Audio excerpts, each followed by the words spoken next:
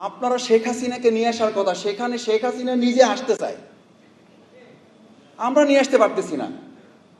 সে deadline দিয়ে দিয়েছে এই বছরের মধ্যে তিনি আসবেন, আর আমরা বলছি এই বছরের মধ্যে এই সরকারকে তার ফাঁসি কার্যকর করতে হবে।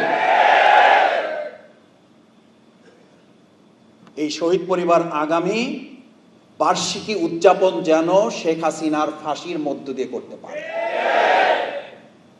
শুধু শেখ হাসিনা না।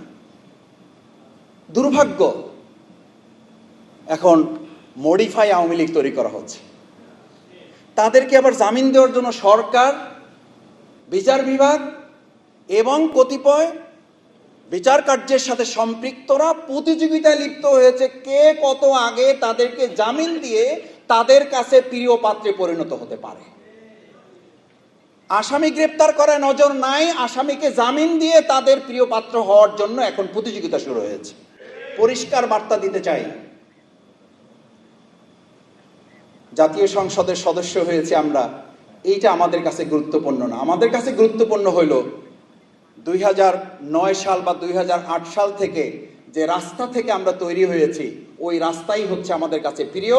যদি সংসদে সমন্বয় না হয়, যদি সংসদে এর সমস্যার সমাধানের রাস্তা না হয়, তাহলে ওই রাজপথ থেকেই আবার নতুন করে সমস্যার সমাধানের রাস্তা বের করা হবে।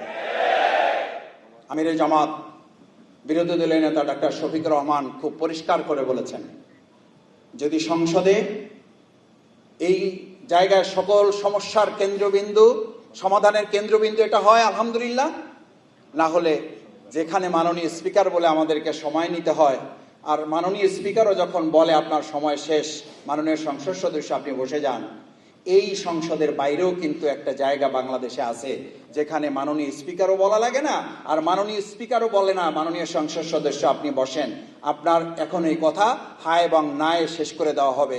আমরা জনগণের কাছে হায় এবং না নিয়ে যাব, জনগণের হায়ের ভোটে এই গণভোট বাস্তবায়ন হবে, বিচার হবে, সংস্কার হবে, মানবিক বাংলাদেশ বিনির্মাণ করে শহীদের রক্তের এবং তাকে চোখের পানির বদলা গ্রহণ করা হবে।